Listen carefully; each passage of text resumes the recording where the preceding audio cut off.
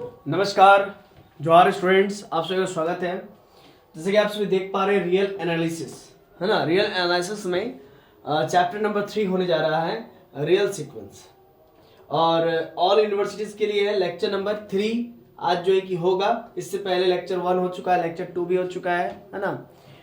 तो उन वीडियोस को अगर आप नहीं देखे हैं तो डिस्क्रिप्शन में लिंक मैं दे रखा हूँ, आप वहाँ से जाकर के देख सकते हैं। आज जो मैं पढ़ाऊंगा टुडेज टारगेट, आज मैं पहला टॉपिक पढ़ाऊंगा कन्वर्जेंट सीक्वेंस, जिसे हम लोग लिमिट ऑफ सीक्वेंस भी कहते हैं। फिर दूसरा टॉपिक पढ़ाऊंगा डाइवर्जेंट सीक्वेंस, जिसको डाइवर्जेंट सीक्वेंस का 2 पार्ट होता है, डाइवर्जेंट टू प्लस इन्फिनिटी, फिर डाइवर्जेंट टू माइनस इन्फिनिटी। फिर तीसरा मैं पढ़ाऊंगा डाइवर्जेंट टू इन्फिनिटी का डेफिनेशन और उसको समझाऊंगा, और डाइवर्जेंट टू माइनस इन्फिनिटी इसको भी समझाऊंगा। आइए बारी बारी से हर एक चीज को स्टार्ट करते हैं। सबसे पहले मैं स्टार्ट करने जा रहा हूँ कॉन्वर्जेंट सीक्वेंस, जिसको लिमिट ऑफ ए सीक्वेंस भी कहते हैं। इस चीज का मतलब आप समझिएगा पहले, है ना। तो डेफिनेशन चलिए पढ़ते हैं, लेकिन डेफिनेशन पढ़ने से बहुत कुछ आपको समझ नहीं आएगा। जब तक मैं कुछ एग्जांपल नहीं दूंगा आपको नहीं समझ में आएगा। तो आप लोग हताश मत होइएगा, मैं तो पहले डेफिनेशन पढ़ दूंगा, आपको समझा भी दूंगा, लेकिन आपको बहुत कुछ समझ नहीं आएगा। इससे आप हताश मत होइएगा। पहले एग्जाम्पल, फिर बाद में एग्जाम्पल दिखाऊंगा तो आपको समझ में आएगा। देखिए क्या कहता है कॉन्वर्जेंट सीक्वेंस।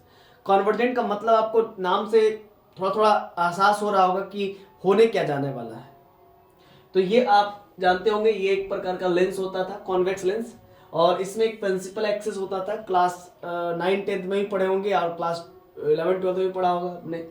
और प्रिंसिपल एक्सिस के पैरेलल लाइंस जाते थे और फोकस में जाकर के मिलते थे, जिसको हम लोग कहते थे रेज कन्वर्जेंट हो रही है, रेज कन्वर्ज हो रही है, रेज सिकुड़ रही है, ठीक है ना। तो कन्वर्जेंट का मतलब भी कुछ वैसा ही होता है। कन्वर्जेंट सीक्वेंस का मतलब भी होता है वैसे ही होता है कि वैसा सीक्वेंस जो कि कन्वर्ज हो रहा है, सिकुड़ रहा है। आई होप मेरी बातें आपको क्लियर हो रही होगी। तो a sequence n is said to be convergent. कोई सीक्वेंस एन को हम लोग कन्वर्जेंट कहेंगे कब? इफ, यदि there exist a real number, there exist a number L, यदि एक नंबर एल एग्जिस्ट करता है, फॉर विच, और इस प्रकार से कि द फॉलोइंग प्रॉपर्टी होल्ड, और साथ ही साथ वो कुछ प्रॉपर्टी को होल्ड करना चाहिए, to each epsilon greater than 0। देखिए नहीं समझ में आ रहा ना, लेकिन कोई दिक्कत नहीं, कोशिश कीजिए, मैं आपको एग्जांपल से समझाऊंगा। To each epsilon greater than 0 there correspond a natural number, मतलब प्रत्येक एप्सिलॉन ग्रेटर देन 0 के कॉरस्पॉन्डिंग एक नेचुरल नंबर m एग्जिस्ट करेगा। सच डेट, इस प्रकार से कि an minus L less than epsilon करेंगे तो for all n is greater than equal to m देगा। कुछ नहीं समझ में आया? कोई बात नहीं, आइए एग्जाम्पल ही देख लीजिए पहले, तो आपको बहुत अच्छे से समझ में आ जाएगा, क्योंकि एग्जाम्पल देखना जरूरी है, ज्यादा जरूरी है। एग्जाम्पल समझिए भाई। मान के चलिए कोई सीक्वेंस an है, कुछ जनरल टर्म an बराबर 1/n है। अब इसमें जैसे कि 1/n है, n belongs to natural number, n का वैल्यू 1 दीजिए तो 1 आएगा, 1/1 1, 1/2 1/2, 1/3 फिर 1/4, इस प्रकार से रहेगा। अब एक बात को समझिएगा, मेरा बात को समझिएगा। ये 1 है मान लीजिए, ठीक है। 1/2 ये a1 टर्म है, पहला टर्म। 1/2 का मतलब क्या होता है? 0.5, 0.5 इससे पहले आएगा, 1 से पहले 0.5 आता है। फिर 0.5 के बाद क्या आएगा?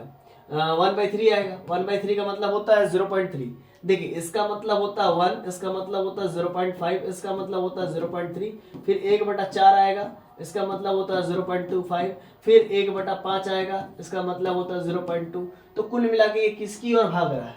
तो कहीं ना कहीं यहाँ पर 0 होगा, ठीक है। ये किसकी ओर भाग रहा है? 0 की ओर भाग रहा है ना। तो ये 0 की ओर कन्वर्ज कर रहा है, क्योंकि नेचुरल नंबर बोला तो नेचुरल नंबर में 100 भी आ सकता है, तो 1/100 भी तो हो सकता है। 1/100 का मतलब कितना होता है?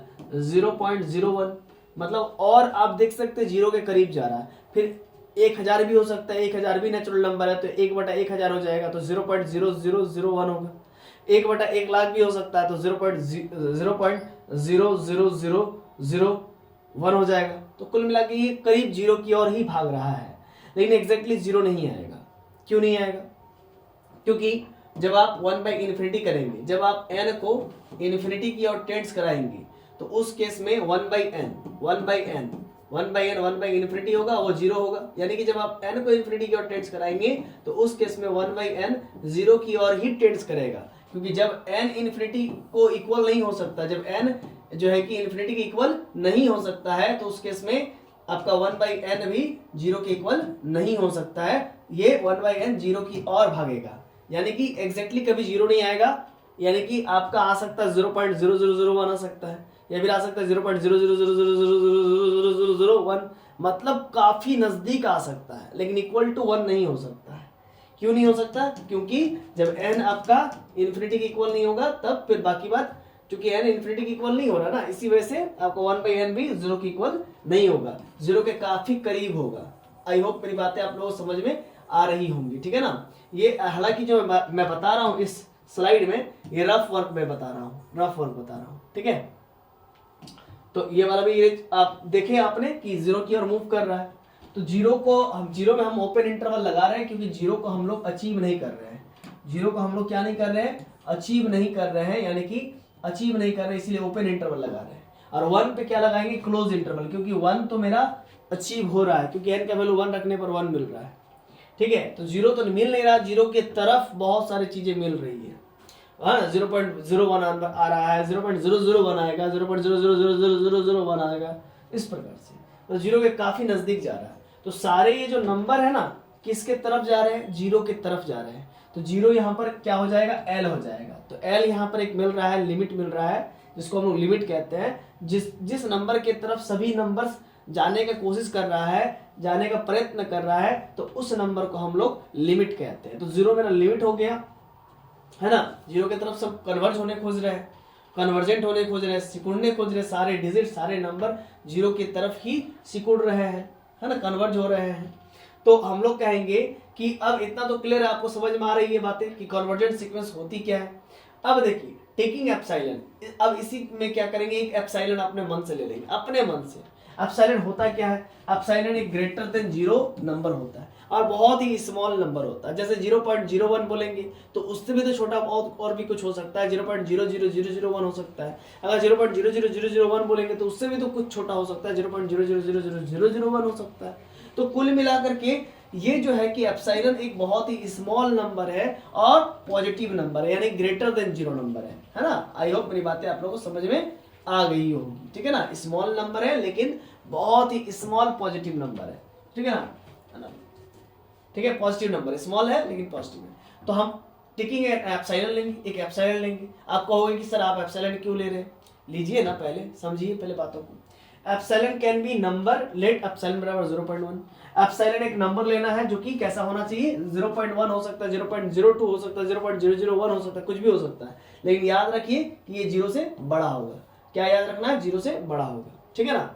ठीक है, इतना क्लियर है। अब इसके बाद फिर आपको मैंने बताया था, यहाँ पर देखिए, आपको तो मैंने बताया कि a sequence n is said to be convergent, ठीक है, if there exist a real number, exist a number L यानी कि 0, कोई ना कोई जो है कि आपको एल मिलना चाहिए, for which the following property hold, और साथ ही साथ एल मिले और कुछ प्रॉपर्टी को भी होल्ड करे, यानी कि to each epsilon greater than 0 there correspond a natural number m, मतलब एप्सिलॉन के कॉरस्पॉन्डिंग अगर आप ग्रेटर देन 0 एप्सिलॉन लेते हैं तो उसके कॉरस्पॉन्डिंग आपको m मिलेगा, और सच डेट इस प्रकार से मिलेगा कि n में से आप l यानी कि लिमिट को माइनस करेंगे तो वो लेस देन एप्सिलॉन होगा। आप जो भी एप्सिलॉन चूज करेंगे उससे ये चीज लेस देन होगा, और for all n is greater than equal to m के लिए। तो इसी चीज को अब हम यहाँ पर समझा रहे हैं, ठीक है। an माइनस l, एप्सिलॉन मैंने 0.1 लिया, for all n is greater than equal to m होगा।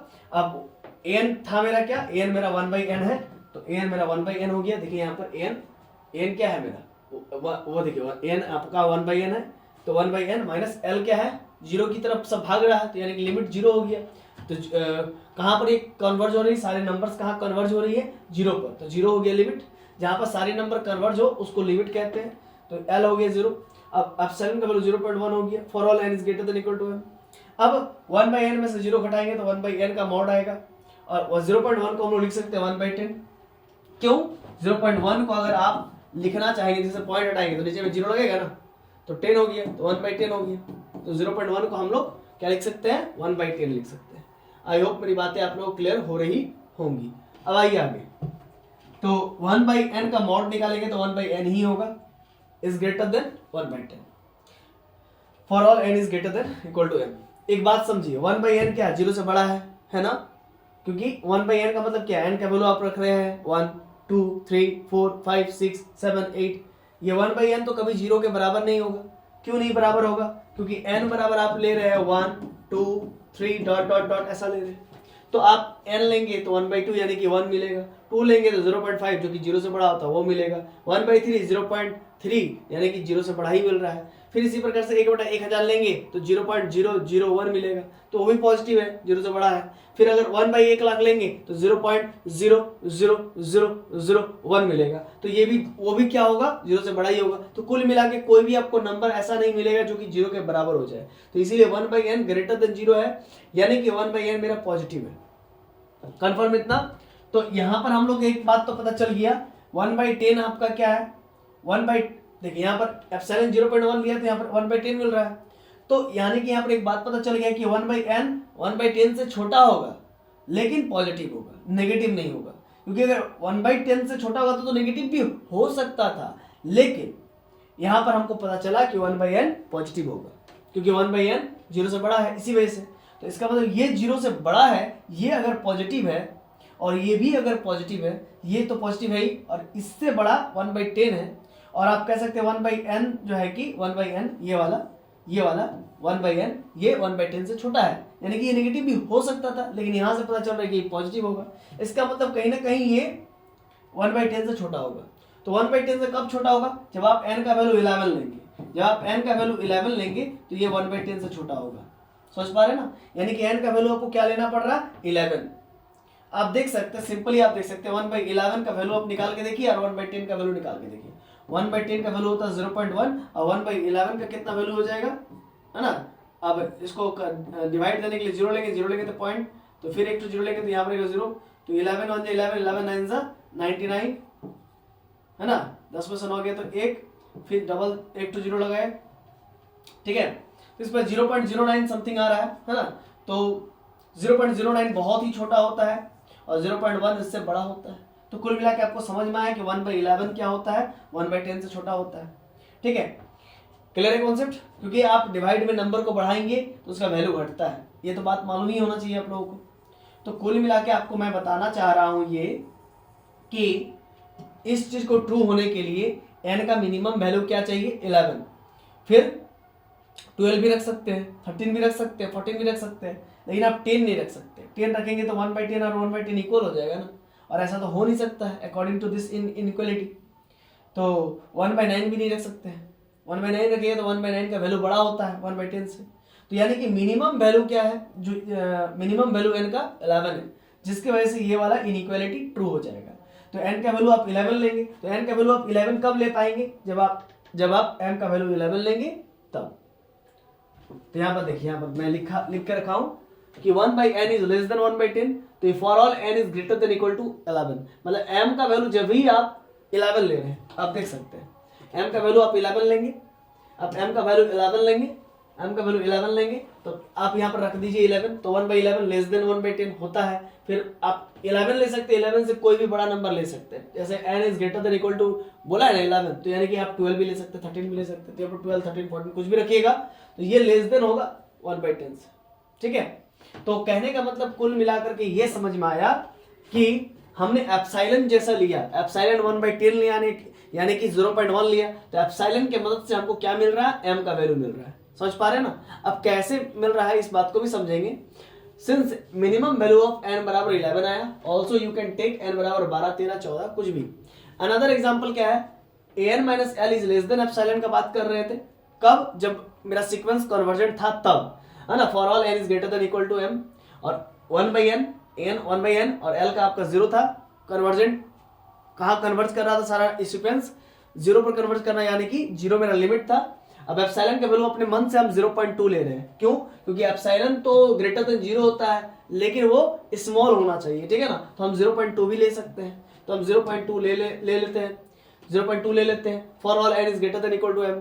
अब आपको मैं बताने जा रहा हूं इस दूसरे वाले एग्जांपल से कि m जो है ना, m, ये जो m का वैल्यू यहाँ पर 11 ली, तो ये जो m है वो एप्सिलॉन पे ही निर्भर करता है, डिपेंड करता है। जैसा आप एप्सिलॉन लोगे वैसा m मिलेगा। देखिए कैसे, an is less than an minus l less than epsilon for all n is greater than equal to m। इस कंडीशन को सेटिस्फाइड करना चाहिए, तभी सीक्वेंस मेरा कन्वर्जेंट होता है, ठीक है। तो an का 1/n, l आपका 0 था, एप्सिलॉन 0.2 अपने मन से यहाँ पर 0.2 ले रहे, इससे पहले 0.1 लिए थे। For all is great n is greater than equal to m, तो 1/n माइनस 0 1/n होगा और 0.2 को 2/10 लिख सकते हैं for all n is greater than equal to m। अब 1/n का मॉडुलस यानी कि 1/n 2/10 मतलब 2 × 2 2 × 2 और 2 5 10 तो 1/5 होगी for all n is greater than equal to m। अब आप एक बात बताइए, ये 1/5 बड़ा होगा, कब बड़ा होगा? जब n का वैल्यू 6 होगा। तो यहाँ पर बड़ा करना पड़ेगा तब तो ये बड़ा होगा ना, समझ रहे हैं ना कि समझ रहे हैं? तो n का वैल्यू 5 तो नहीं रख सकते, 5 रखेंगे दोनों इक्वल हो जाएगा, 4 रखेंगे तो ये वाला बड़ा हो जाएगा, ये वाला हिस्सा बड़ा हो जाएगा, है ना, 3 रखेंगे तो ये वाला हिस्सा बड़ा हो जाएगा, 2 रखेंगे तो ये वाला हिस्सा बड़ा हो जाएगा, 0.5 ये 0.5 हो जाएगा, है ना, और ये 1/5 का 0.2 हो जाएगा, 0.5 बड़ा होता है तो फिर इधर मुंह घूम जाएगा, जो कि संभव नहीं। वो n का वैल्यू 1 रखेंगे तो 1 हो जाएगा, 1/1 का मतलब 1 होता है, तो फिर 1/5 का मतलब 0.2 होता है, तो फिर ये तो छोटा हो जाएगा।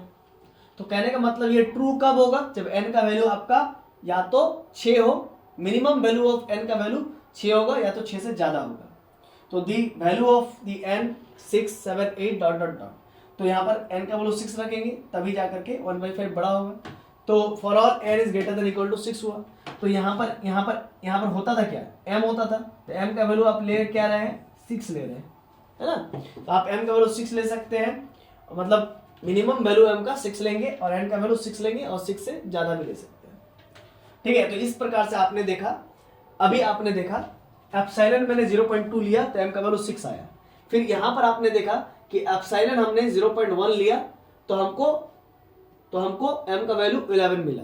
तो कुल मिलाकर के m किस पे डिपेंड कर गया? एप्सिलॉन पर। जैसा आप एप्सिलॉन लोगे वैसा आपको m मिलेगा, ठीक है। तो यही चीज मैं बताना चाह रहा था, दैट इज व्हेन n बराबर 6, तो ये तब जाकर के ये ट्रू हो रहा है। और इस केस में 1/n is less than 1/5 for all n is greater than equal to 6। मतलब अगर आप n का वैल्यू 6 रखेंगे या 6 से ज्यादा रखेंगे तो इस केस में ये चीज सेटिस्फाइड करेगा, ठीक है। तो यहाँ पर हम क्या लिख सकते हैं? दैट इज m डिपेंड्स, मतलब m किस पे निर्भर कर रहा है, डिपेंड कर रहा है? वैल्यू ऑफ एप्सिलॉन पर। आई होप अब आपको बातें समझ में आ गई होंगी। चलिए तो हम लोग इस पूरे लैंग्वेज को, पूरे डेफिनेशन को पढ़ के समझ लेते हैं। A sequence an is said to be convergent। A sequence को हम लोग कन्वर्जेंट तभी कहेंगे इफ देयर एग्जिस्ट, यदि अस्तित्व में आ जाए एक नंबर l फॉर विच, जिसके लिए द फॉलोइंग प्रॉपर्टी होल्ड, और इसके लिए कुछ फॉलोइंग प्रॉपर्टी होल्ड कर जाए, तभी सीक्वेंस an को हम लोग कन्वर्जेंट कहेंगे। To each epsilon greater than 0, प्रत्येक एप्सिलॉन ग्रेटर देन 0 के लिए कोई भी आप एप्सिलॉन ले सकते हैं, 0.1 ले सकते हैं, 0.2 ले सकते हैं, 0.3 ले सकते हैं, 0.001 ले सकते हैं, 0.00001 ले सकते हैं। तो to each epsilon greater than 0 के लिए there corresponds a natural number m मिलेगा, मतलब उसके कॉरस्पॉन्डिंग एक नेचुरल नंबर m मिलेगा, सच दैट इस प्रकार से कि वो इस कंडीशन को सेटिस्फाइड करे, an-l करे तो मॉड ऑफ an-l करे तो लेस देन एप्सिलॉन हो जाए for all n is greater than equal to m के लिए। तो इस चीज को मैंने अभी समझाया आपको। The number l is called, तो इसी नंबर l को हम लोग क्या कहेंगे? Is called the limit of sequence. Sequence का लिमिट कहेंगे सीक्वेंस an का। If a sequence an is convergent, यदि सीक्वेंस an कन्वर्जेंट है and l is its limit, और l इसका लिमिट है ना, लिमिट पॉइंट नहीं, लिमिट, सिर्फ limit, and l is its limit, we say that the sequence an is convergent. तभी हम लोग कहेंगे कि सीक्वेंस an मेरा कन्वर्ज कर रहा है to point l, and we write, और कन्वर्ज करेगा तो इस प्रकार से लिखेंगे। तो सबसे पहले हम लोग ये समझ लेते हैं कि an सीक्वेंस को कन्वर्जेंट होने के लिए एक l होना चाहिए, जिसको हम लोग लिमिट कह रहे हैं, और इसी l के कॉरस्पॉन्डिंग एक एप्सिलॉन लेंगे ग्रेटर देन 0, और इसी एप्सिलॉन के कॉरस्पॉन्डिंग हम लोगों को जो है कि एक नेचुरल नंबर m मिलना चाहिए, और वो नेचुरल नंबर m का जो वैल्यू होगा वो n का वैल्यू हम m के वैल्यू के मुताबिक रखेंगे, और जैसा जैसा m रखते जाए तो ये चीज सेटिस्फाइड करना चाहिए, कहने का मतलब है ना। m का वैल्यू अगर एप्सिलॉन पर डिपेंड कर रहा है, एप्सिलॉन क्या ले रहे हैं उसके मुताबिक हमको m मिलेगा, और m की मदद से ये चीज सेटिस्फाइड करना चाहिए। m यहाँ पर रखेंगे तो n का वैल्यू वो हो जाएगा, और n का वैल्यू मिलने से हम लोग ये चीज सेटिस्फाइड होना चाहिए, यही चीज हमको दिखाना था। तो the number l is called, तब नंबर l को हम लोग लिमिट ऑफ सीक्वेंस कहेंगे, सीक्वेंस an का। इफ यदि सीक्वेंस an कन्वर्जेंट करता है किसी पॉइंट l पर, तो इसी l पॉइंट को लिमिट कहेंगे, और हम लोग कहेंगे देन वी से दैट, यहाँ पर एक और लाइन होगा देन, है ना, then we say that then we say that the sequence n converge करेगा, कहेंगे एल पॉइंट पर एंड। और इसी चीज पूरे चीज को हम लोग लिखेंगे कैसे कि सीक्वेंस एन मेरा एल पॉइंट पर कन्वर्ज करेगा। ये कैसे लिखेंगे, ठीक है। सीक्वेंस तो मेरा इनफाइनाइट है, 1 + 2 + 3 प्लस कुछ ऐसा है, infinite dot dot dot infinity तक, है ना। चूंकि 1/n है ना, तो n कहाँ की ओर भाग रहा है, n मेरा इन्फिनिटी की ओर भाग रहा है ना। तो बात समझ पा रहे हैं, जब n इन्फिनिटी की ओर भाग रहा है तब 1/n मेरा 0 की ओर भाग रहा है। तो इसी चीज को हम लोग कैसे लिखेंगे, चलिए आइए समझते हैं। देखिए then we write limit an, हम लोग लिखेंगे कि सीक्वेंस an, मेरा जो सीक्वेंस an है वो मेरा 1/n है। तो उस केस में n मेरा जब इन्फिनिटी की ओर भाग रहा है तो उस केस में मेरा दिस इंप्लाइड एट 1/n मेरा 0 की ओर भाग रहा है ना। और हमको लिमिट क्या मिल रहा है, 0 मिल रहा है। तो इस पूरे घटना को कैसे लिखेंगे, बात को फिर से समझिए। n बराबर हमारे पास 1/n जनरल टर्म है और हम कह रहे हैं कि n मेरा इन्फिनिटी की ओर भाग रहा है। तो देन उस केस में क्या हो रहा है कि 1/n मेरा 0 की ओर भाग रहा है। अब 1/n मतलब है क्या, an, यानी कि n जब मेरा इन्फिनिटी की ओर भाग रहा है तो उस केस में an जो मेरा सीक्वेंस है वो 0 की ओर भाग रहा है और हमको लिमिट 0 मिल रहा है। तो इस पूरे घटना को लिखेंगे limit n tends to infinity, n मेरा इन्फिनिटी की ओर भाग रहा है और an सीक्वेंस मेरा 0 की ओर भाग रहा है। तो 0 की ओर भाग रहा को लिखते हैं n बराबर 0। समझ पा रहे हैं ना। तो देखिए n बराबर 0, तो 0 यहाँ पर क्या है, लिमिट है, l है, तो यहाँ पर लिखेंगे l। क्लियर है। अब तो इसी चीज को, इस पूरे घटना को लिखे है कि n मेरा l की ओर भाग रहा, मतलब सीक्वेंस मेरा l लिमिट की ओर भाग रहा। कब, जब as n tends to infinity, मतलब an सीक्वेंस मेरा l लिमिट की ओर भाग रहा है जब मेरा n इन्फिनिटी की ओर भाग रहा है तब, n जब मेरा इन्फिनिटी की ओर टेंड्स कर रहा है तब। तो इस पूरे घटनाक्रम को मैंने लिख दिया। अब इस पूरे को हम इरेज कर दे जो रफ है। आइए फिर आगे बढ़ते हैं। देखिए स्टूडेंट्स, तो हम लोग कहेंगे more over if a sequence an, मतलब कोई सीक्वेंस एक an इज कन्वर्जेंट है, अगर वो कन्वर्जेंट है तो वी से दैट, तो हम लोग कहेंगे कि that limit an as n tends to infinity पर एग्जिस्ट कर रहा है। अगर कोई भी सीक्वेंस कन्वर्जेंट है तो उसका लिमिट भी एग्जिस्ट करेगा। फिर से एक बार समझ लीजिए, कोई भी सीक्वेंस यदि कन्वर्जेंट है, कोई भी सीक्वेंस यदि कन्वर्जेंट है तो उसका लिमिट क्या करेगा, एग्जिस्ट करेगा, है ना, लिमिट एग्जिस्ट करेगा। वही लिखे मोर ओवर, यद्यपि, जिसको हम लोग कहते हैं हिंदी में यद्यपि, more over if a sequence an, अगर सीक्वेंस an कन्वर्जेंट है तो वी से दैट, तो हम लोग कहेंगे कि लिमिट एग्जिस्ट कर रहा है, an सीक्वेंस का लिमिट एग्जिस्ट कर रहा है। कब, जब n इन्फिनिटी की ओर टेंड्स कर रहा है तब, है ना। क्लियर है कॉन्सेप्ट। आइए फिर आगे बढ़ते हैं। चलिए नोट में मैंने कुछ लिखा हूं, the sequence an has limit l। मान लेते हैं सीक्वेंस an के पास लिमिट l है ना, तो सीक्वेंस कन्वर्जेंट हुआ तो उस केस में एक एप्सिलॉन ग्रेटर देन 0 एग्जिस्ट करेगा।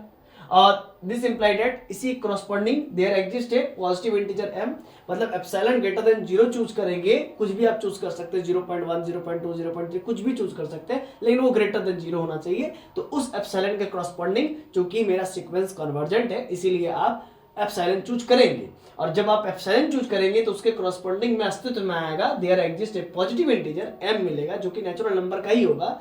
सच दैट इस प्रकार से होगा कि आप सीक्वेंस में उस l लिमिट को माइनस करेंगे, सब्ट्रैक्ट करेंगे, तो उस एप्सिलॉन से भी वो छोटा होगा, उस एप्सिलॉन से भी छोटा होगा, है ना। इस चीज को हम लोग चलिए ज्योमेट्रिकली समझ लेते हैं। मान लीजिए ये कोई जो है कि पॉइंट है, कोई भी पॉइंट होगा, यहां से यहां तक का डिस्टेंस मेरा मान के चलते हैं एप्सिलॉन है, ठीक है, और यहां से यहां तक का भी डिस्टेंस मेरा मान के चलते हैं एप्सिलॉन, ठीक है। और ये मेरा मान लेते हैं लिमिट पॉइंट, यानी कि 0 पॉइंट है, सपोज कीजिए। तो ये वाला हिस्सा को हम कह रहे हैं l माइनस एप्सिलॉन, और इस वाले को कह रहे हैं, सॉरी, इस वाले को कह रहे हैं l प्लस एप्सिलॉन, इस वाले को कह रहे हैं l माइनस एप्सिलॉन, ठीक है। कॉन्सेप्ट क्लियर है। और या फिर आप इस पॉइंट को आप an भी नाम दे सकते हैं, an, है ना। यहां पर कोई जनरल टर्म होगा, a1 a2 a3 a4 कुछ भी हो सकता है, ठीक है। तो आप क्या कर रहे हैं, an में से आप l को सब्ट्रैक्ट कर रहे हैं। चलिए इस चीज को हम लोग बाद में समझेंगे, पहले समझ लेते हैं पहले ये तो समझ लेंगे बाद में, पहले ये चीज समझ लीजिए। Let this sequence n has a limit l, मान लेते सीक्वेंस एन के पास लिमिट एल है, तो सीक्वेंस एन के पास लिमिट एल है, यानी कि एन मेरा एल लिमिट को टेंड्स कर रहा, कब? जब एन मेरा इन्फिनिटी की ओर टेंड्स कर रहा, तब। समझ पा रहे हैं ना? तो सीक्वेंस एन मेरा एल लिमिट की ओर टेंड्स कर रहा है, कब? जब एन मेरा जब एन इन्फिनिटी की ओर टेंड्स कर रहा है, तब। और जब एन सीक्वेंस एल लिमिट पर कन्वर्ज हो रहा है, यानी कि उसका लिमिट है, एन सीक्वेंस का लिमिट एल है, यानी कि वो 0 या कोई भी कुछ भी लिमिट हो सकता है ना, उस पर वो कन्वर्ज कर रहा है, तो उस केस में अगर कन्वर्जेंट है सीक्वेंस, तो उस केस में एप्सिलॉन एक greater than 0 number, positive number exist करेगा, और इसके कॉरस्पॉन्डिंग में एक हमको पॉजिटिव इंटीजर m मिलेगा। ठीक है, इस प्रकार से मिलेगा कि such that an minus L, मतलब आप सीक्वेंस के an को, मतलब कोई भी टर्म्स, सीक्वेंस का कोई भी टर्म, जैसे a1 हो सकता है, a2 हो सकता है, a3 हो सकता है, उसको आप l के साथ सब्ट्रैक्ट करेंगे तो वो लेस देन एप्सिलॉन आएगा, जो कि मैंने अभी करके दिखाया।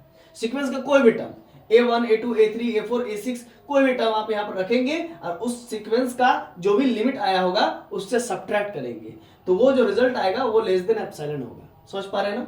For all n is greater than equal to m के लिए।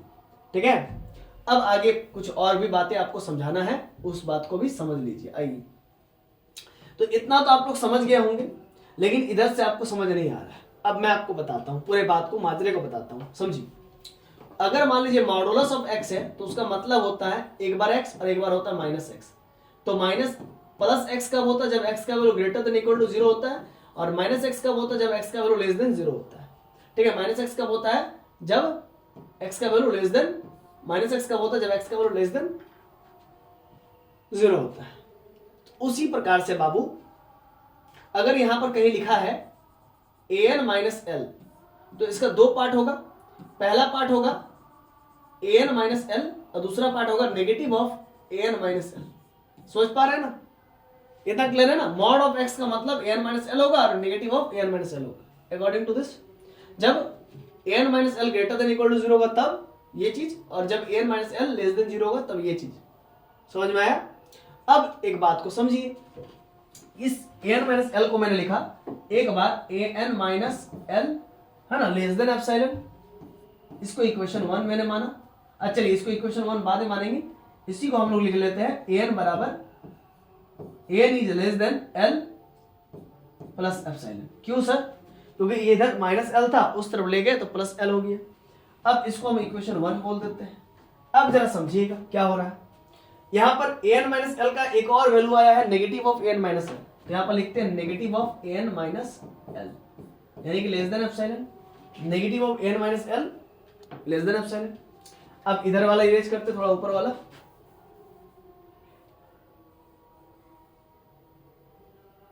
चलिए अब यहां पर बात को समझिएगा आगे। देखिए, नेगेटिव ऑफ n और नेगेटिव नेगेटिव पॉजिटिव l और लेस देन एप्सिलॉन। ठीक, ठीक है।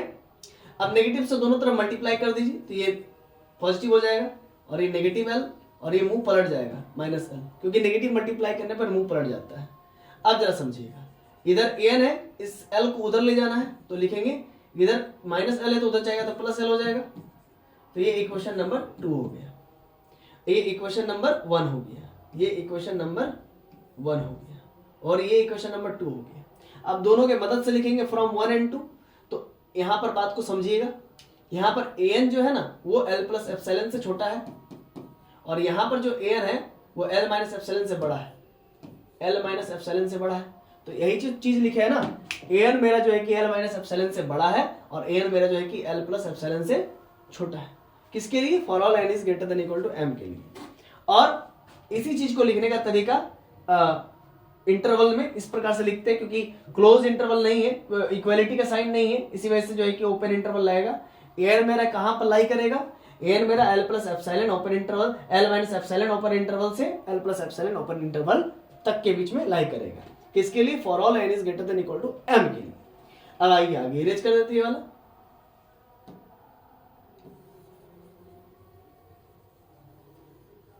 तो आई होप आपको सारे केसेस, सारे टर्म्स, कंडीशन समझ में आ गए कि यदि कोई सीक्वेंस कन्वर्जेंट है तो उसके लिए ये सब टर्म्स एंड कंडीशंस होते हैं।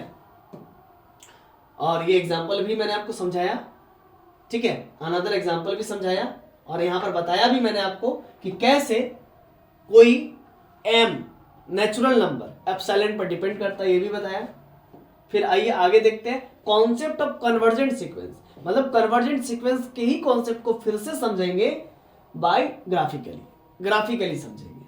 तो देखिए हम लोग अभी अभी क्या जान पाए हैं कि अगर कोई सीक्वेंस कन्वर्जेंट है तो उस केस में एक एप्सिलॉन लेट करते हैं जो कि ग्रेटर देन 0 होता है, और इसी एप्सिलॉन के कॉरस्पॉन्डिंग है ना, देयर एग्जिस्ट एक m नेचुरल नंबर एग्जिस्ट करता है सच दैट कि कुछ इस प्रकार से कि an माइनस एल, मतलब उस n में l को घटाते हैं तो लेस देन एप्सिलॉन होता है। ये करके दिखाया था मैंने, 1/n माइनस एल 0 था, लेस देन एप्सिलॉन, और एप्सिलॉन हम लोग क्या लिए थे 1/n माइनस 0 यानी कि 1/n, और एप्सिलॉन क्या लिए थे 0.1 यानी कि पॉइंट हटेगा नीचे में 0 यानी कि 1/10 यानी कि 1/n लेस देन 1/10, और किसके लिए, for all n is greater than equal to m के लिए। और उस केस में हमने देखा कि n का वैल्यू क्या ले, तो ये ट्रू तभी होगा ना जब आप n का वैल्यू 11 लेंगे, है ना, m का वैल्यू 11 लेंगे या 11 से ज्यादा लेंगे, तो उस केस में ये ट्रू हो जाएगा। ये चीज मैंने अभी भी बताया है ना, क्लियर है concept, for all n is greater than equal to m के लिए। तो ये चीज मैंने बताया। अब 11 ले सकते हैं, 12 ले सकते हैं, 13 ले सकते हैं, तो ये ट्रू हो जाएगा। तो वही चीज मैं फिर से लिख दिया हूं कि बाबा an minus l is less than epsilon for all n is greater than equal to m। अब इसी का मतलब क्या निकाल के अभी लाया था मैंने, an is less than l plus epsilon, और l माइनस एप्सिलॉन से बड़ा है और l minus l plus epsilon से छोटा है। किसके लिए, for all n is greater than equal to m के लिए।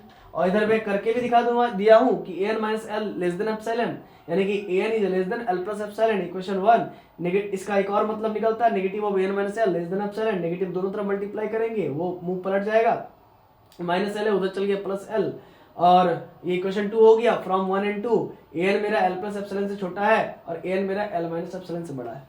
ठीक है, तो ये चीज मैंने यहाँ पर भी लिख दिया है।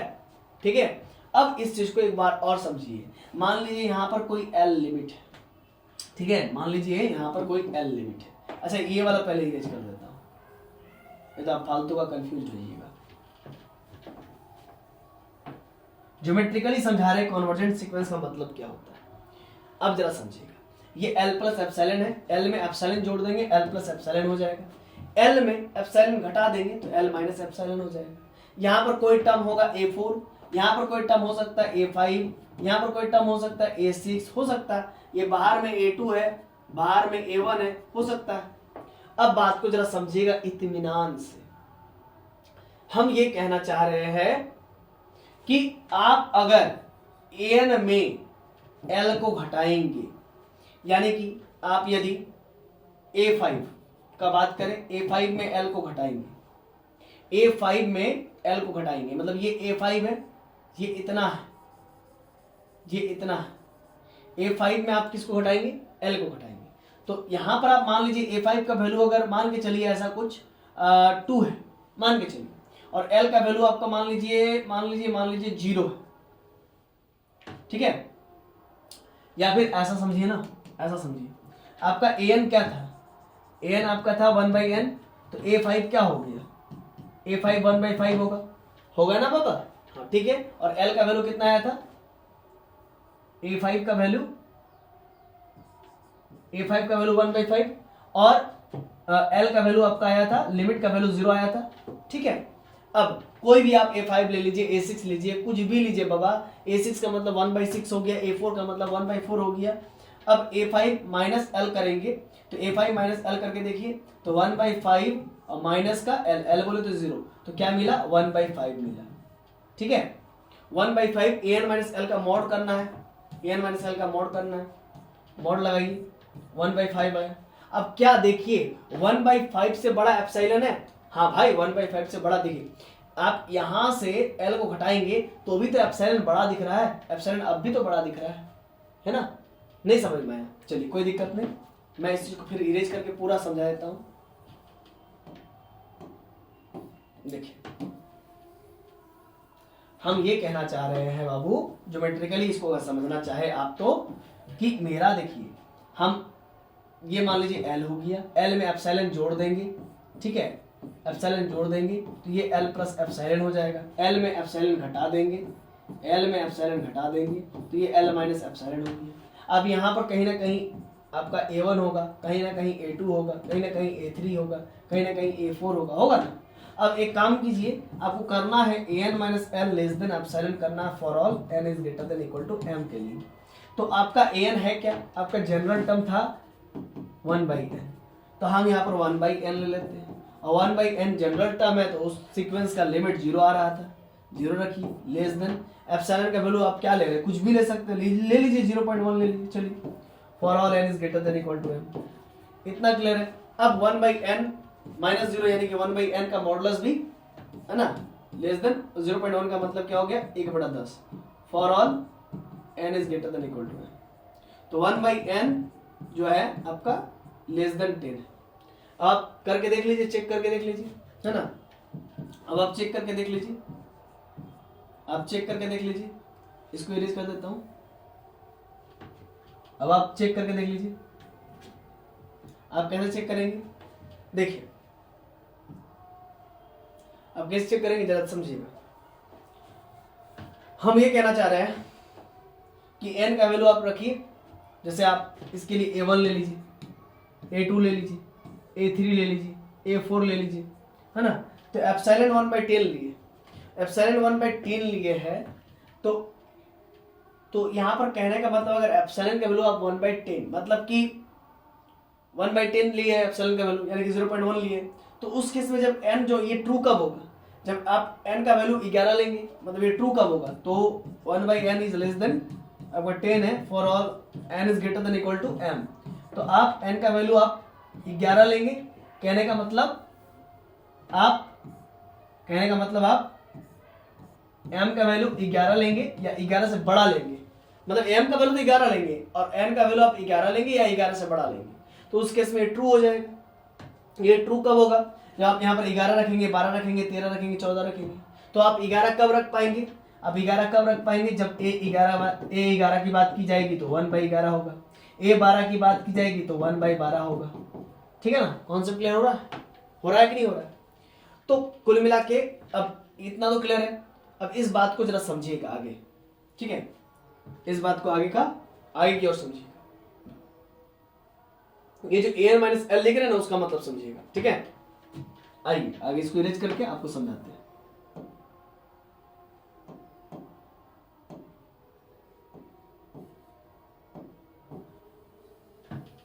देखिए हम यहां पर यह समझाना चाह रहे हैं कि an माइनस एल कीजिएगा तो वो लेस देन एप्सिलॉन होगा ना। तो an में आप a1 रख दीजिए, a2 रख दीजिए, a3 रख दीजिए, a4 रख दीजिए, कुछ भी रख दीजिए, हम ये कहना चाह रहे हैं। और l आपका 0 था, ठीक है, और ये लेस देन एप्सिलॉन का वैल्यू 0.1। तो a1 का वैल्यू क्या है,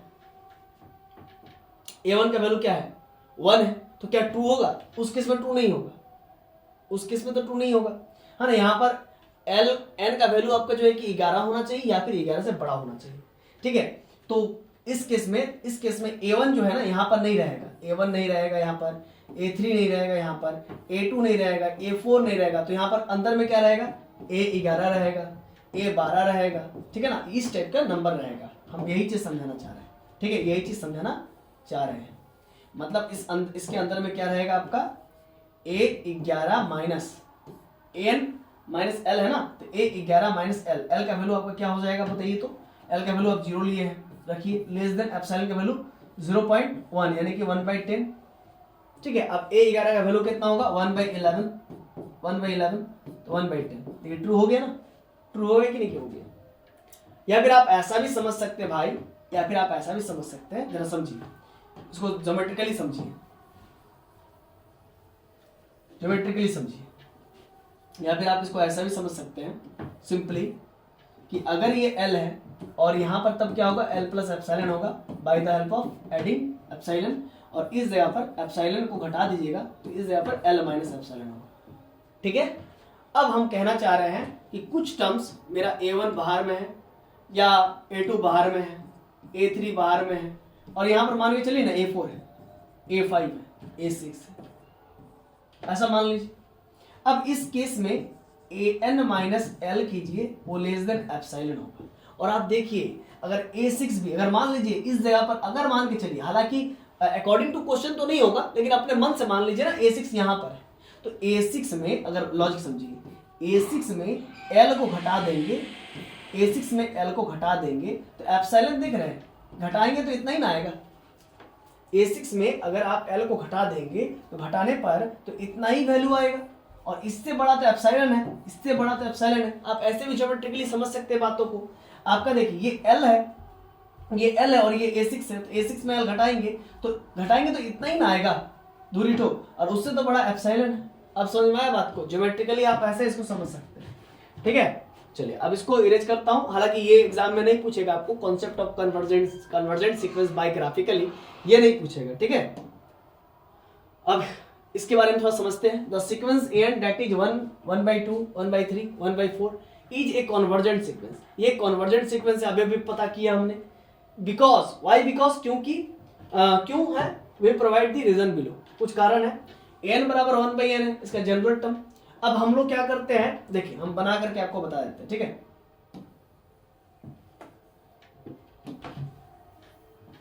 ठीक है, देखिए n बराबर 1/n है और ये कन्वर्जेंट क्यों है, तो लिमिट ले लीजिए दोनों तरफ, as n tends to infinity पर दोनों तरफ लिमिट भी लीजिए और n टेंस टू इन्फिनिटी भी लीजिए। तो limit n tends to infinity 1/n।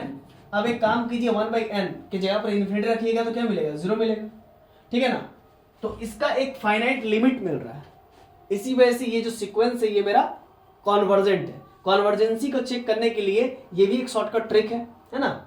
उस पर लिमिट लगा दीजिए और इसको इससे कंपेयर कर लीजिए, आपको एल का वैल्यू मिल जाएगा, है ना।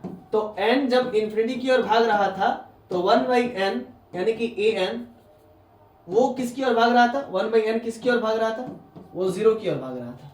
तो 0 की ओर भाग रहा था यानी कि हम लोग कह सकते हैं l की ओर भाग रहा था, लिमिट की ओर भाग रहा था। सोच पा रहे हैं? तो इसी चीज को पूरा लिखते हैं ऐसे। तो limit of an sequence is l as n tends to infinity. क्या पढ़ते हैं, लिमिट, इसको क्या पढ़ते हैं, लिमिट ऑफ an सीक्वेंस है ना, इज l आया कब, एज कब, जब n tends to infinity. Limit of an sequence is l as n tends to infinity, ठीक है। तो 1/n का वैल्यू क्या हो गया, 0 हो गया, हाँ, लिमिट क्या हो गया, 0 हो गया। तो ये फाइनाइट लिमिट हो रहा है, इसी वजह से ये सीक्वेंस क्या है, कन्वर्जेंट सीक्वेंस है। चलिए तो आगे बढ़ते हैं, और ये जो जरूरत नहीं है उसको इरेज कर देते हैं। अब हम लोग डाइवर्जेंसी और डाइवर्जेंट सीक्वेंस के बारे में बात करेंगे। डाइवर्जेंट सीक्वेंस दो तरीके के होते हैं, एक डाइवर्जेंट टू इन्फिनिटी, दूसरा डाइवर्जेंट टू माइनस इन्फिनिटी। तो आइए डाइवर्जेंट टू प्लस इन्फिनिटी समझते हैं। नाम से ही पता चल रहा है कि सीक्वेंस डाइवर्ज करेंगे। जैसे कि एक आपने लेंस के बारे में सुना होगा, कॉनकेव लेंस, इसमें रेज आती है तो इस प्रकार से फैल जाती है, डाइवर्ज हो जाती है, ये कॉनकेव लेंस करता है। और कॉन्वेक्स लेंस क्या करता है, रेज को सिकुड़ देती है मतलब कॉन्सेंट्रेट कर देती है, कन्वर्ज कर देती है।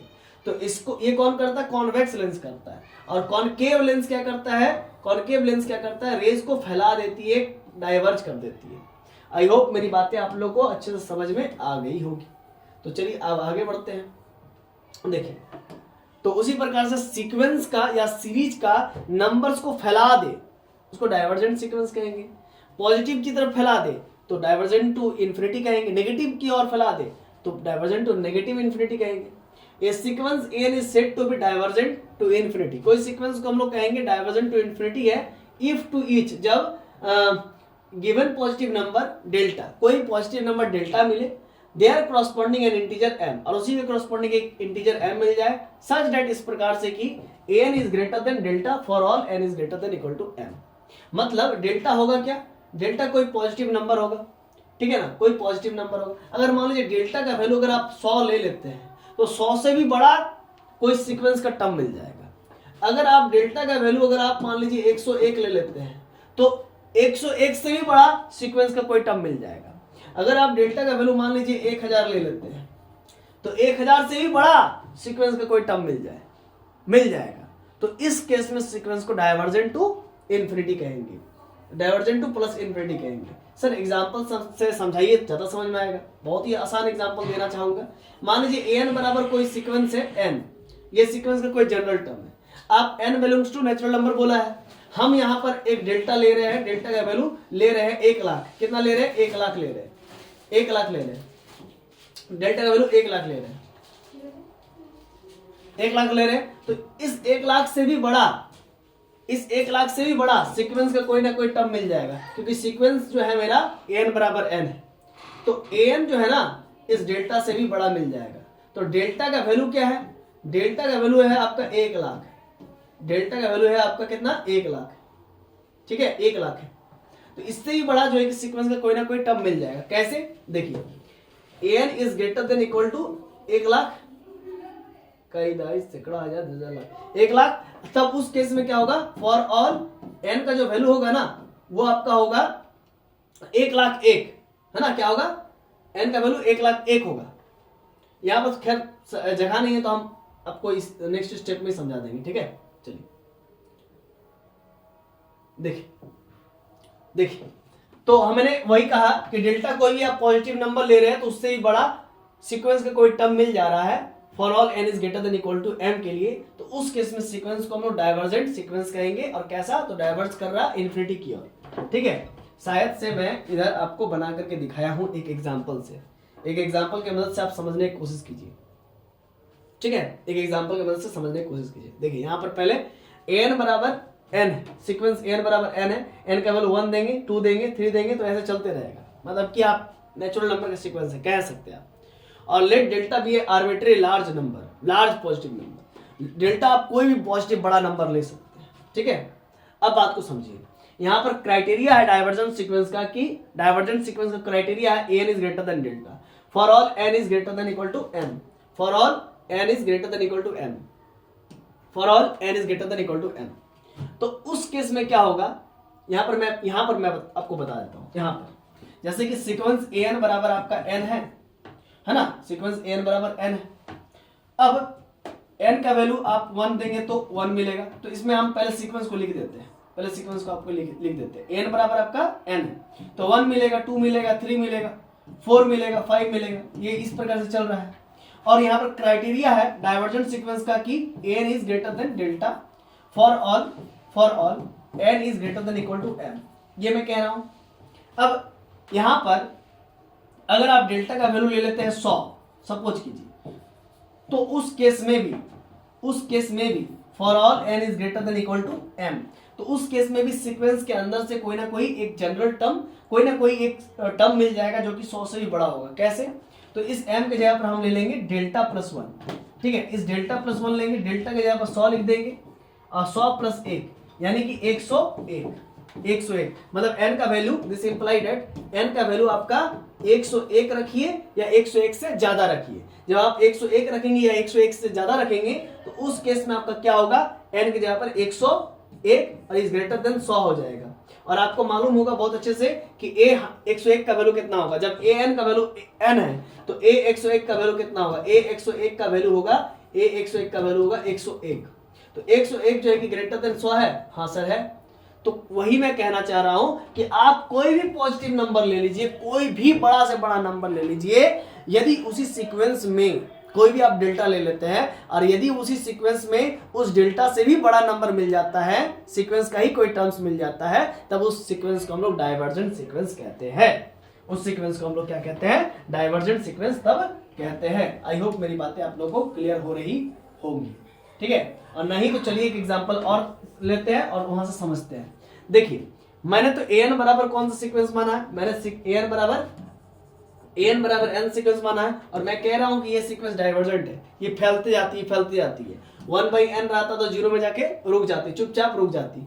लेकिन ये n बराबर n डाइवर्जेंट सीक्वेंस, ये फैलती जाती है, पॉजिटिव की तरफ फैलती है, ठीक है? तो an is greater than delta है, हम कह रहे हैं for all n is greater than equal to m, तो m के जगह पर for all n is greater than equal to m, m के जगह पर हम ले रहे हैं डेल्टा प्लस 1, मतलब डेल्टा से भी बड़ा एक नंबर, ठीक है? मतलब जब आप डेल्टा ले रहे हैं, डेल्टा का वैल्यू अगर मान लीजिए 1000 ले रहे हैं सपोज कीजिए, तो n बराबर 1000 से भी बड़ा होगा, मतलब सीक्वेंस के ही अंदर से कोई ना कोई टर्म्स ऐसे आ जाएंगे जो कि 1000 से बड़ा होंगे। तो 1000 से बड़ा क्या होगा? n का वैल्यू डेल्टा प्लस 1, 1000 प्लस 1 यानी कि 1001, यानी कि n का वैल्यू आप 1001 लीजिए या 1001 से ज्यादा लीजिए। तो 1001 लीजिए या 1001 से ज्यादा लीजिए। तो आप जब 1001 ले रहे हैं, ठीक है, तो 1001 कितना होगा? 1001 होगा। क्यों? क्योंकि n बराबर n है, तो 1001 का वैल्यू 1001 आ जाएगा। तो इस प्रकार से आपने देखा कि आपने कोई भी डेल्टा 1000 लिया तो उसके क्रॉसपॉन्डिंग है ना सीक्वेंस में ही एक टर्म्स ऐसा मिल गया, एन सीक्वेंस के अंदर ही एक टर्म ऐसा मिल गया A1001 जिसका वैल्यू 1001 है, जो कि 1000 से बड़ा है। तो कुल मिला के अगर ऐसा होता है तो ऐसे सीक्वेंस को हम लोग डाइवर्जेंट सीक्वेंस कहते हैं। मान लीजिए आप कहेंगे कि सर हम जो है ना हम थोड़ा साथीगिरी करेंगे और हम जो है कि इस 1000 की जगह पर हम ले लेंगे 10,000 ले लेंगे। ले लीजिए ना बाबा, ले लीजिए, कौन मना कर रहा है आपको, कोई रोकेगा नहीं। 10,000 ले लेंगे, डेल्टा का वैल्यू हम 10,000 ले लेंगे, है ना, ले लेंगे, ले लीजिए, कोई दिक्कत नहीं। तो उस केस में एन फिर ऐसा कोई टर्म सीक्वेंस के अंदर ही मिल जाएगा, सीक्वेंस एन के अंदर से। सीक्वेंस एन क्या है, सीक्वेंस एन मेरा है एन है ना, एन सीक्वेंस है। तो सीक्वेंस के अंदर से ही एक कोई टर्म्स मिल जाएगा जो इस डेल्टा से भी बड़ा होगा, इस डेल्टा से भी क्या होगा, बड़ा होगा, इस डेल्टा से भी बड़ा होगा, ये डेल्टा से भी बड़ा होगा। For all n is greater than equal to delta plus 1 होगा। ठीक है, अब डेल्टा से बड़ा डेल्टा प्लस 1। अब यहाँ पर देखिए, फिर यहाँ पर रखेंगे 10,000 प्लस 1, तो एन का वैल्यू क्या होगा, 10,001 हो जाएगा, 10,001 हो जाएगा, कितना हो जाएगा, 10,001 हो जाएगा।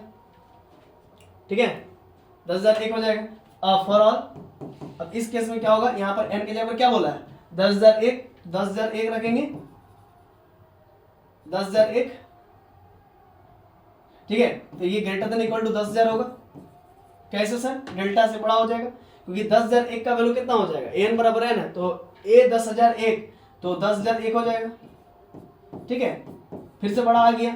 मतलब अगर आप कोई भी डेल्टा ले रहे हैं आर्बिट्रेरी लार्ज, बहुत बड़ा, तो उससे भी बड़ा जो है कि सीक्वेंस के अंदर से ही एक टर्म्स मिल जाएगा, है ना, उससे भी बड़ा।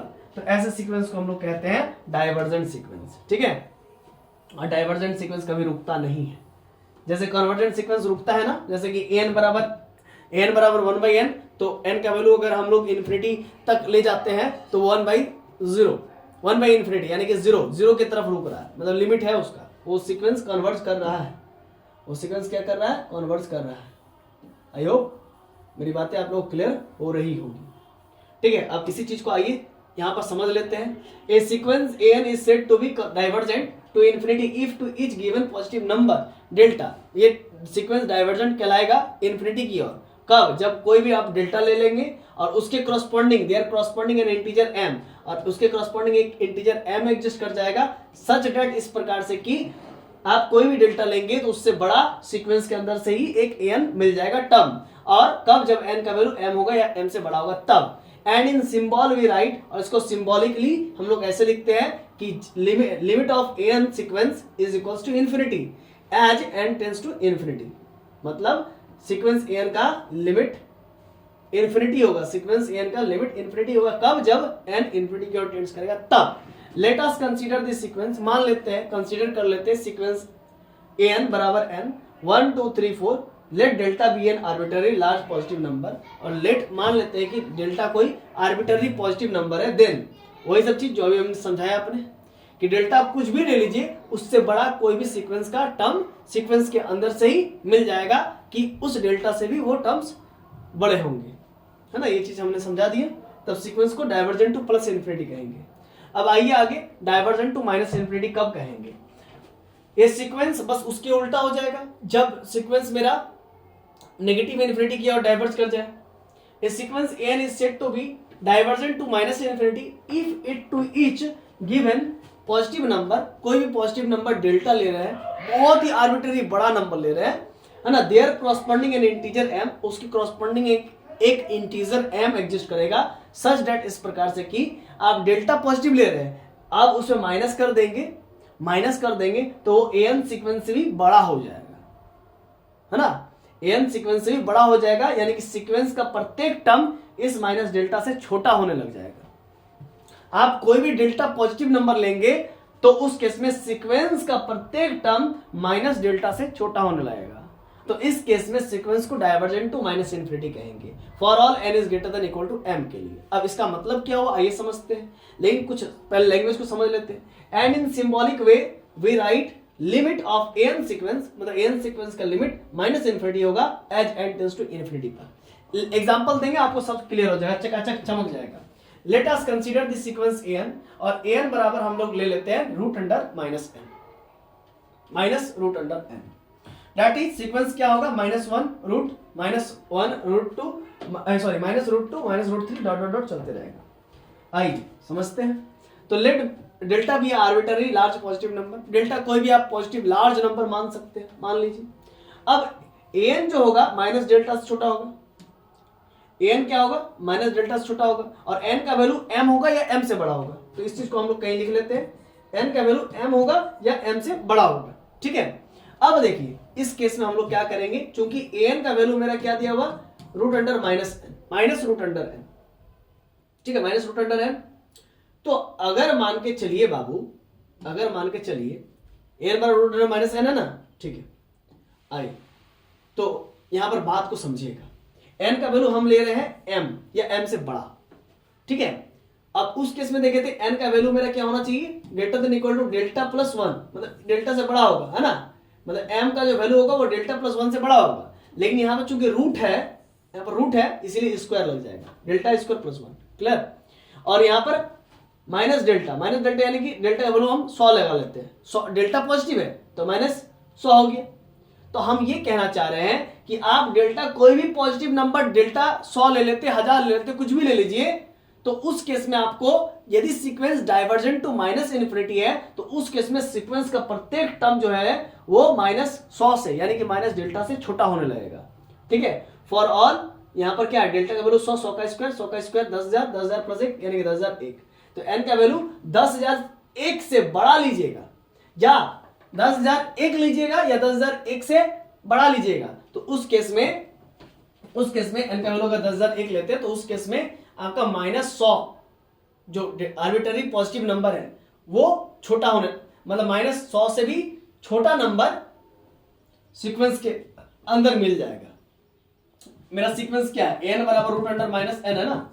तो अगर ये sequence divergent to minus infinity है तो उस केस में कहता है कि आप डेल्टा कोई भी आर्बिट्ररी पॉजिटिव नंबर ले लीजिए, तो उस पॉजिटिव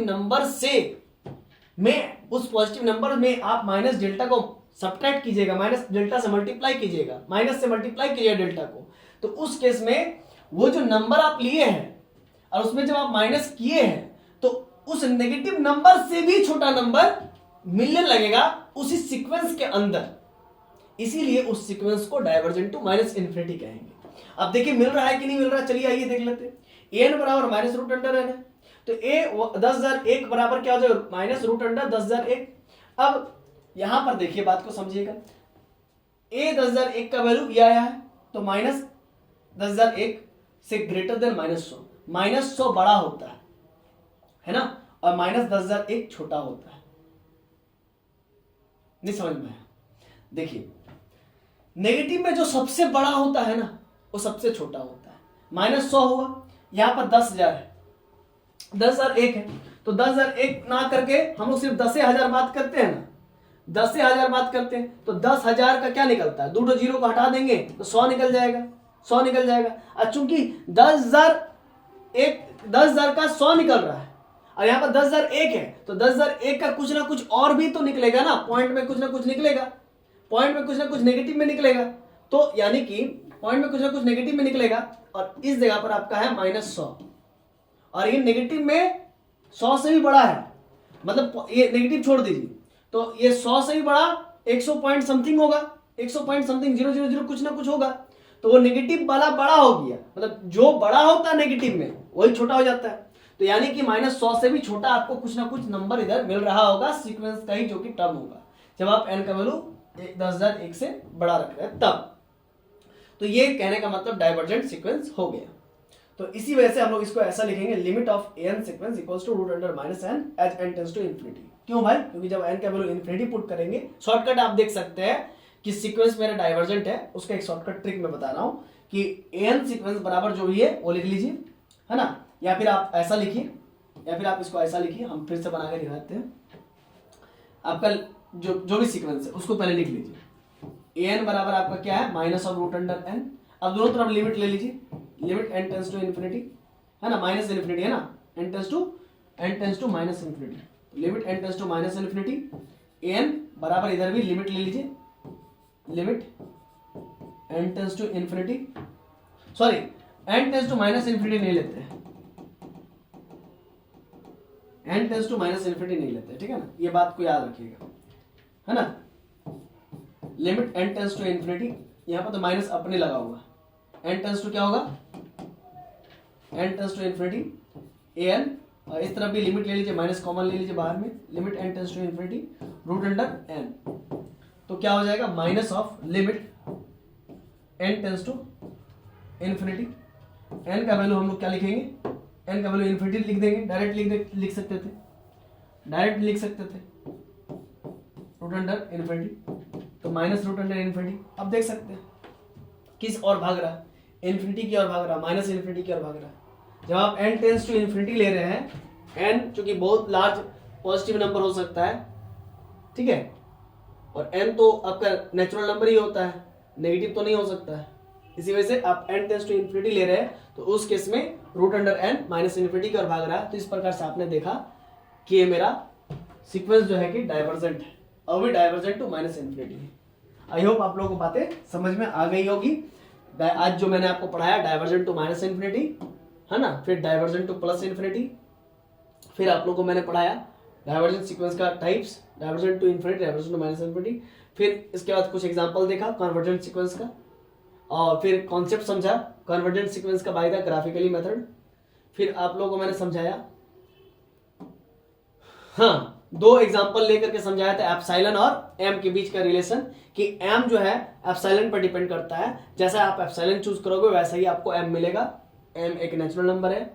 फिर आप लोग कन्वर्जेंट सीक्वेंस का डेफिनेशन समझाया, इसी को लिमिट ऑफ सीक्वेंस भी कहते हैं। तो ये सब चीजें मैंने आप लोगों को समझाया, कैसा लगा आप लोग कमेंट सेक्शन में जरूर बताइएगा। अगर कहीं डाउट है तो भी आप हमसे पूछ सकते हैं, और आशा करते हैं कि आप लोग को अच्छा ही लगा होगा। और आप लोग जो है कि चैनल पर नए हैं तो चैनल को सब्सक्राइब कर लीजिए, वीडियो पसंद आई तो वीडियो लाइक कर दीजिए, और लाइक करके अपने दोस्तों को भी शेयर कर दीजिए। धन्यवाद।